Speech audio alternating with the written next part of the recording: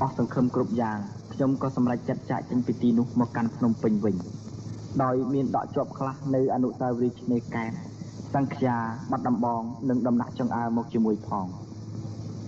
មកដល់ភ្នំពេញមិនទាំងបានប្រមាណផងមិត្តខ្ញុំម្នាក់ដែលជាអ្នកនេសាទត្រីបាននាំខ្ញុំទៅធ្វើការនេសាទដើម្បីឲ្យខ្ញុំបានលះហែលហើយពីកង្វល់ខ្លះចៃដន្យអីពេលនេះខ្ញុំស្រឡាញ់កូនកំមុំចាមនៅជ្រោយចង្វាទៀតហើយស្រឡាញ់នាងពេកខ្ញុំបន់ឲ្យទៅយប់ឆាប់ខ្ញុំគ្មានទៅខ្វល់អីនឹងរឿងរត់ត្រីសាច់អីទេឆ្លៀតពេលខ្លះខ្ញុំចុះពីទូកដើម្បីទៅលួចសួរឈ្មោះនាងពីសំណាក់មិត្តភក្តិខ្លះទៀត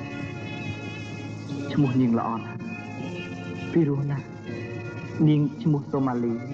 ដែលនៅផ្ទះនាងគេហៅថាសាយ៉ាខ្ញុំក៏ប្រសិទ្ធនាមថ្មីមួយទៀតឲ្យនាងគឺសូម៉ាលីឌីសាយ៉ា